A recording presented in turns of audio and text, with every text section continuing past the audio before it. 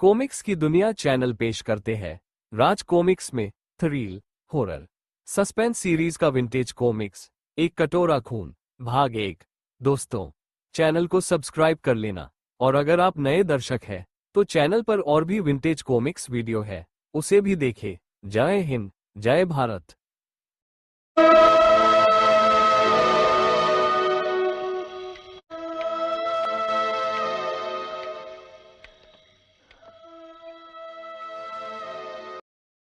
एक कटोरा खून चाहिए मुझे, हर रात एक कटोरा खून।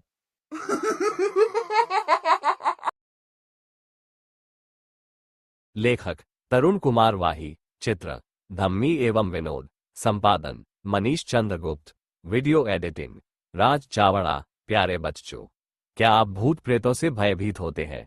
हमारे थ्रिल हॉरर सस्पेंस सीरीज के कॉमिक्स इन्हीं विषयों पर आधारित होते हैं, किंतु इन कथानकों का उद्देश्य केवल आपका मनोरंजन करना है। भूत प्रेत केवल मन का भय है।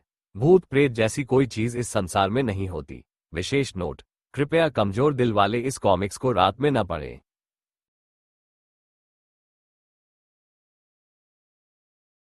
शहर के बेहद प्रतिष्ठित व्यक्तियों की उस शानदार पार्टी में आकर्षण का केंद्र थे राजा वीर प्रताप सिंह और भूतपूर्व महारानी मल्लिका, जिसके गले में सूरज की तरह जगमगा रहा था वह बेशकीमती हीरा। लोग उस शानदार जोड़े को घेरे खड़े थे। ठीक इसी पल बत्ती बुझा दी गई। अरे, लाइट को क्या हुआ? लाइट गुल। लेकिन अगले ही पल लोगों की आंखें चुंधिया गई। ओह, ये रोशनी तो रानी जी के लॉकेट के हीरे से फूट रही है। अद्भुत, इसीलिए लाइट बुझा दी गई है शायद। हॉल के एक कोने में जड़वंत सा खड़ा वो जोड़ा। किरण, क्या देख रही हो? युवती को हल्के से झंझोड़ा उसने। किरण, आहा, ओह, आई एम सॉरी अमर। रानी मल्लिका का वो हीरा है ही, इतना अद्भुत कि आंखें हटाने का दिल ही नहीं कर रहा। काश किरण, मैं भी तुम्हें ऐसा ही एक हार पहना सकता। अमर, वैसा हार नहीं चाहिए मुझे, मेरा हीरा तो तुम हो। फिर पार्टी के बाद अमर किरण के साथ अपनी कार में लौट पड़ा। किरण, अगर मुझे मौका मिलता तो मैं वो हीरा चुरा लेता तुम्हारे लिए। अब भूल जाओ उस हीरे को, ड्राइविंग पर ध्यान दो। अचानक बुरी तरह से चौंक कर उसने बेहद तेजी के साथ कार के ब्रेक दबा दिए। अमर, उफ, क्या हुआ? राजा साहब की कार। राजा साहब की कार? अरे हाँ, मगर देखना होगा किरण, कहीं कुछ गड़बड़ तो नहीं। कार में झांकते ही दोनों के पसीने छूट गए। उफ, अमर, रानी मल्लिका की लाश। ओह माय गॉड, और राजा साहब का कहीं कुछ पता नहीं है। किरण, मुझे लगता है ये हादसा उसी हीरे की वजह से। रानी जी की मुट्ठी में वह क्या दबा है? धड़कते दिल के साथ अमर ने वो डिबिया रानी मल्लिका की मुट्ठी से बाहर निकाल ली। इसमें क्या है अमर? तुम्हें इसे नहीं छूना चाहिए था। ये खून का मामला है अमर, इसे वापस फेंक दो। छोटी सी उस बेहद खूबसूरत नक्काशी की गई चांदी की डिबिया को खोलते ही उसका दिमाग भक्कस से उड़ गया। रानी मल्लिका का हीरे का लॉकेट। लालच से बुरी तरह कांप उठा वह। रानी मल्लिका की लाश और ये हीरा। ओफ। अगले ही पल उस तूफान में तूफान की तरह भागी जा रही थी उसकी कार। अमर प्लीज, ये लालच तुम्हें मुझे और हमारी मासूम बच्ची मुक्ति को बर्बाद कर डालेगा। तुम बेवकूफ हो, तुम शायद कीमत नहीं जानती इसकी। ये हमें बर्बाद नहीं, आबाद करेगा। आबाद, हा हा हा। बंगले में आ पहुंचे दोनों। किरण, देखो, हमारे जीवन की सुनहरी चमकीली सतरंगी किरणें फूट रही हैं इसमें से। ये हमारा है, हमारा है, ये हमारा है। किरण, पागल हो गए हो तुम? दौलत की चमक ने अंधा कर दिया है तुम्हें, लेकिन मैं ऐसा नहीं होने दूंगी। ये हीरा पुलिस को सौंप दूंगी मैं। हीरा और किरण दोनों फर्श पर जा गिरे और उस क्षण रोंगटे खड़े हो गए किरण के। उफ, आंखें भय से जड़ हो गई। नहीं, दहशत से पीली पड़ी हुई किरण बड़बड़ा उठी। अमर, वो हीरा, उसे फेंक दो। अमर, उसमें मौत। अमर की बाहों में झूल गई किरण। उसी रात नहीं, वह हीरा मैं पुलिस के हवाले नहीं करूंगा। मैं उसे कहीं छिपा दूंगा, लेकिन एक रात तो इसे किरण के गले में जी भरकर देख लूं। कब उसकी आंख लग गई, इसका पता ही न लगा उसे। कमरे में अचानक गहन अंधकार छा गया। हीरा कोयले की तरह काला पड़ गया था। हीरे से काले धुएं की एक लकीर फूट निकली। लकीर एक खौफनाक आकृति का रूप लेने लगी। आकृति किरण के जिस्म से जा लिपटी और पीड़ा से कसमसा उठी। वह उस पल न जाने कैसे अमर की आंखें खुल गईं। उफ, ये कमरे में अंधेरा क्यों है? कहीं वो हीरा लेकर किरण पुलिस के पास तो नहीं चली गई? तेज रोशनी से कमरा नहा उठा। किरण कहाँ गई? नहीं, वो ऐसा नहीं कर सकती। उसने दरवाजे की ओर कदम बढ़ाया ही था कि पुनः उछल पड़ा। किरण! ओह किरण, तुमने मुझे डरा ही दिया था। मैं समझा था तुम पुलिस। इसी क्षण एक धमाके के साथ बल्ब टुकड़े होकर बिखर गया। ये बल्ब को क्या हुआ? कमरे में अंधकार छा गया है। ओफ किरण, वह हीरा कहाँ है? चेहरे पर कठोर भाव लिए पलटी किरण। मुंह से खूनी भेड़िए की गुर्राहट निकली। वो हीरा तुम्हें मिल सकता है, लेकिन बदले में तुम्हें मुझे कुछ देना होगा। किरण, ये क्या कह रही हो? मेरा सब कुछ तुम्हारा ही तो है। गले से खरखराती आवाज निकल रही थी उसके। तो फिर वायदा करो कि जो मांगू दोगे। तुम कह कर तो देखो। इसकी आंखें, इसकी आवाज। ओफ, क्या हुआ है इसे? एक कटोरा खून चाहिए मुझे, तुम्हारा खून। खून? एक कटोरा खून? क्या बक रही हो किरण? उछल पड़ा अमर।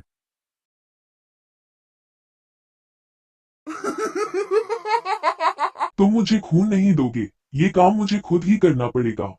किरण, पागल हो गई हो क्या? मौत की सिरहन दौड़ गई अमर के जिस्म में। भय से कांपता चीख पड़ा वह। और ये तुम्हारा चेहरा? तुम्हारे चेहरे को क्या हो रहा है?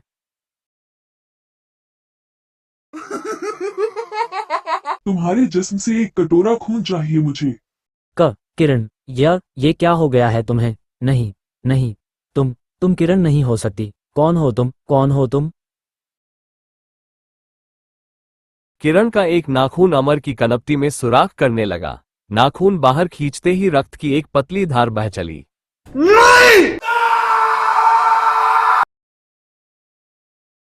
खून कटोरे में एकत्रित होने लगा। कटोरा लबालब खून से भर गया। ओह, मैं हिल भी नहीं पा रहा। मुझे छोड़ दो। दर्द से मेरा सिर फटा जा रहा है।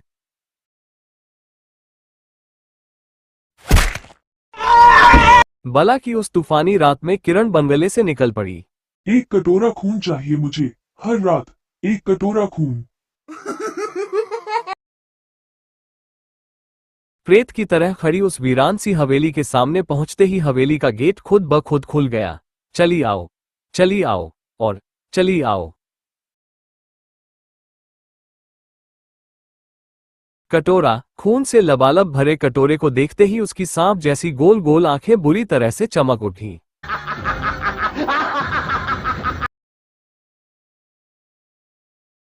शैतान दोज़ख, अघोरी नाथ, ये पहला खून का कटोरा तुझे भेंट करता है। भेंट स्वीकार कर शैतान दोज़ख।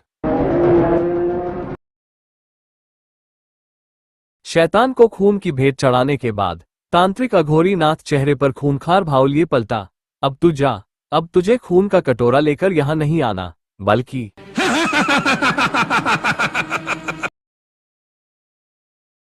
जा, उसी हीरे में लौट जा। एक कटोरा खून। प्रेतराज, आओ प्रेतराज, शैतान का प्रसाद ले लो, तुम्हारी मनोकामना पूरी होगी। हा हा हा। जबकि बाहर तूफान जोरों पर था। अगली सुबह अमर व किरण का बंगला किरण की तेज चीख से गूंज उठा। अमर, अमर, ये क्या हो गया तुम्हें? उठो अमर। हीरे में चुड़ैल का अक्स उभर रहा है। खूनी, तू अभिशप्त है। तूने ही मेरे पति को मार डाला। अब मुझे भी मार डाल। हाँ हाँ, मुझे भी खत्म कर दे।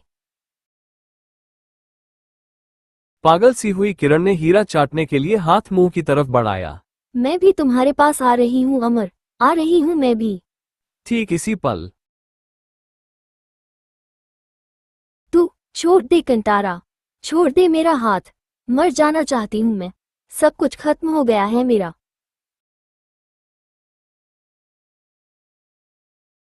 मैं तेरे हाथ जोड़ती हूँ कंतारा, मर जाने दे मुझे, अब किसके लिए जीऊंगी मैं। छोड़ दे कंतारा, मर जाने दे मुझे, तभी कंतारा छोड़ दे इन्हें, पापा हमें छोड़ गए, अब मम्मी भी जिंदा नहीं रहना चाहती। आ कंतारा, अपना एक दांत मेरे शरीर में गड़ा दे, भर दे मेरे जिस्म में जहर, ताकि पापा के बाद अब मम्मी की कमी भी महसूस न हो। माँ, मुक्ति, मेरी बच्ची। और फिर मुक्ति, मेरी बच्ची, माँ। तभी प्रवेश किया घर के एकमात्र नौकर रामा ने। अरे मालकिन, ये तो कत्ल है। किसी शैतान ने तंत्र मंत्र या प्रेत शक्ति से सांप का खून निकाल लिया है। रामा, क्या बक रहा है तू। इस घर पर प्रेत छाया पड़ी है मालकिन। किरण ने मुट्ठी में जकड़ा हीरा एक झटके के साथ फर्श पर उछाल दिया। फिर वो जरूर ये मनहूस हीरा ही अमर का कातिल है। रामा, फटी फटी आंखों से हीरे को घूरती किरण बड़बड़ाई, हीरा, सांप का कातिल। ये मौत है रामा, मैंने इसके अंदर एक भयानक शक्ल देखी है, अमर की जान इसी ने ली है। मुक्ति, तू जा कंतारा के साथ अपने रूम में। ठीक है माँ, चल कंतारा। रामा, इससे पहले कि ये फिर किसी की जान ले ले, हम इस हीरे को कहीं दबा देते हैं, और उधर उधर उस वृक्ष के नीचे, रामा, एक गहरा गड्ढा खोदना होगा तुम्हें। जी। किरण ने मुट्ठी में जकड़ा हीरा एक झटके के साथ फर्श पर उछाल दिया। उफ अमर, काश तुम इस हीरे का लालच न करते। फिर दोनों वापस उसी कमरे में आ गए। अमर, अब किसके सहारे जीऊंगी मैं, तुम्हारी मुक्ति का क्या होगा। उफ अमर, तुमने ऐसा क्यों किया अमर। मालकिन, मुझे आपसे कुछ कहना है। रामा, अब कहने सुनने को रहा ही क्या है, सब कुछ उजड़ चुका है मेरा। ऐसा मत कहो मालकिन। मालकिन, मैंने सुना है ऐसे लोग मर कर भी नहीं मरते, सांप तांत्रिक शक्तियों का शिकार हो गए हैं। ऐसे लोगों की रूहों को मुक्ति नहीं मिल पाती, वो अनंतकाल तक भटकती है, मालकिन, अतृप्त रूहों के रूप में। तू कहना क्या चाहता है। सांप जिंदा हो सकते हैं मालकिन। मेरा यकीन करो मालकिन, जिन तंत्र मंत्र शक्तियों ने सांप की जान ली है, वही शक्तियां एक दिन सांप को जिंदा कर सकती हैं। अगले ही पल किरण फफक पड़ी। रामा, मजाक मत कर मुझ अभागी से, मुझे मेरे हाल पर छोड़ दे। विश्वास करो मालकिन, तंत्र मंत्र से सांप की भटकती रूह को वापस सांप के जिस्म में लाया जा सकता है। तांत्रिक बाबा अघोरीनाथ ऐसा कर सकते हैं। क्या बकता है रामा, मरा हुआ इंसान फिर से कैसे जीवित हो सकता है। मैं दिखाऊंगा आपको, बाबा अघोरीनाथ को लाऊंगा मैं यहाँ। विश्वास रखो मालकिन, सांप जिंदा होंगे, सांप जी उठेंगे जल्दी ही। सुबह के ठीक 6 बजे रामा वापस लौटा। रामा निकट आ गया। मालकिन, ये हैं वे अघोरी बाबा, बड़ी मुश्किल से मना पाया हूं मैं इन्हें। मुझे लाश दिखाओ बेटी। आइए बाबा, मैं ले चलता हूं आपको वहां। बाबा, ये रही हमारे सांप की लाश, इसकी कनपटी पर प्रेत के मंत्र की मार की गई है, और तुम्हारे मकान के अन्य कमरों में खून के छींटे भी पड़े होंगे। ओह, मैं अभी देखता हूं। आइए मालकिन। फिर खून के छींटे, उन्हें हर कमरे में वो भयानक दृश्य देखने को मिला। बदहवास से दोनों वापस लौटे। देख आए, मगर घबराओ नहीं बेटी, इस घर की प्रेत बाधा हम दूर कर देंगे, और हम इसे भी जीवित करेंगे। इसकी रूह को पकड़ेंगे, ये जिंदा होगा बेटी। बाबा, अगर आप ये चमत्कार कर सके तो मैं आपके चरण धो धोकर पीऊंगी। किंतु तुम्हें भी एक वायदा करना होगा, इस लाश और हमारी तंत्र साधना के बारे में कभी किसी को पता न चले। ऐसा ही होगा बाबा। अब लाश को यहां से उठाकर किसी सुरक्षित स्थान पर ले चलना होगा, जहां तंत्र साधना में कोई विघ्न न पड़े। रामा ने लाश को उठा लिया। इस बंगले में एक तहखाना है बाबा, वो स्थान आपके कार्य के लिए अति उत्तम रहेगा। लाश को तहखाने में ले आया गया। आज से 21वें दिन इसमें प्राणों का संचार होगा। उफ, क्या 21वें दिन सचमुच ये जीवित हो उठेंगे? मालकिन कह जो रहे हैं, सुनो बेटी, इसका जिस्म सुरक्षित रखने के लिए तुम्हें रोज रात को आकर इसके शरीर पर एक रसायन की मालिश करनी होगी। मैं अवश्य करूंगी बाबा। उसी दिन के न्यूज़पेपर में किरण ने राजा साहब व रानी मल्लिका के बारे में भी पढ़ा। रहस्यमय दैनिक। राजा साहब लापता, रानी मल्लिका की लाश कार में मिली, अद्भुत हीरा गायब, पुलिस खोज में। अगर रात ये हीरा पुलिस को मिला होता तो आज अमर मेरे पास होता। क्या मुझे हीरे का भेद पुलिस को बता देना चाहिए? नहीं, नहीं, अगर मैंने ऐसा किया तो अमर की लाश का भेद खुल सकता है, तब अमर कभी जीवित नहीं हो पाएगा।